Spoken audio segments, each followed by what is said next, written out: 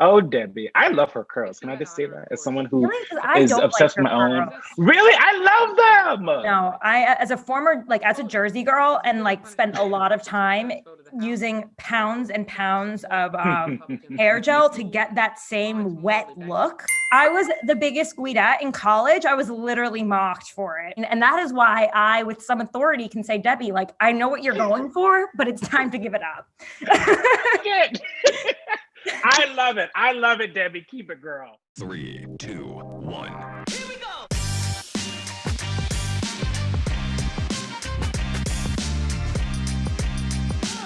Expulsion is a fitting punishment, but it takes a 2/3 vote of the House, and that would require support from enough Republicans who aren't morally bankrupt, which is unlikely.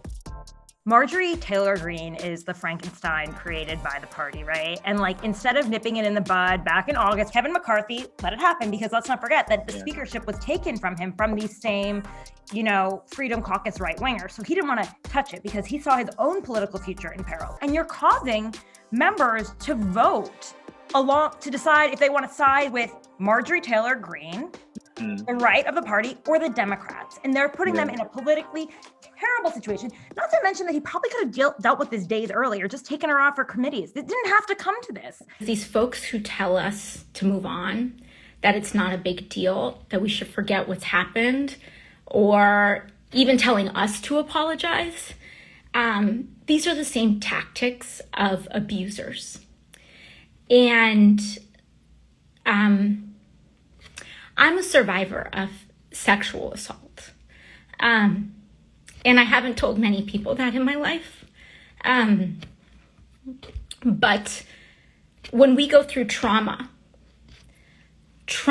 compounds on each other. We still, I think, as a country, have not had a good conversation, a healthy conversation around what happened on January 6th. And I think this was the first time she really spoke on it. People wanted to hear that from her. And she kept saying, like, I can't do it yet. I'm dealing with, like the trauma of it. It can be very intense. Also, I covered the Jeffrey Epstein stuff. And I feel like what AOC is experiencing right now is what those survivors experience, is just like desperately wanting someone to say, like, I see you. What happened to you was wrong. And we're very appreciative that as his first official meeting in the Oval Office, the president chose to spend so much time with us in a frank and very useful discussion.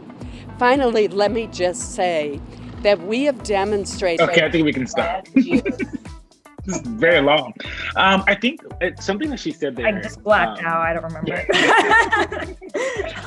The part about like this being his first meeting and that, he chose to meet with us, that part is key. And the reason it is because Democrats were upset about it. But I do think that, President Biden has talked so much about unity, and they've kind of almost changed the way that what unity and bipartisanship mean. Like that it doesn't just mean bipartisanship with members of Congress, but bipartisanship with the American public. So basically, if something is popular, then they feel like it's bipartisan, and now they can do it and say it was a bipartisan bill or whatever, which is really interesting. I'm not sure how well that's going to go over.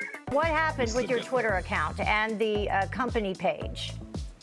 Well, first mine was taken down because we have all the election fraud with these Dominion machines. We have 100%. They don't have 100% proof. And then when they took it down about 3 weeks ago, and then when I put it back up, my personal, it was a Mike, thank you very much, Mike. So the thing about this that has been wild to watch is like, a lot of these kind of far right, even further than like Fox News, they got scared and started to say this, like, they were like, never mind, no, there's no evidence, we can't say that this really happened. And does he make a good product at the end of the day? Like, it's hard, like I feel like the thing is, I feel like no, I don't think it is. I never understood the My Pillow thing. Like, I have a normal pillow and it's fine, I guess. But I do, my only problem is like the squeezing of my afro. I wake up in the morning and it's like a high top. Like, it's just like, maybe you actually don't need a pillow because you have that padding. I just have all this extra. It is much softer. He's dual useless to you. You don't need his pillow or his thoughts on election fraud. Exactly.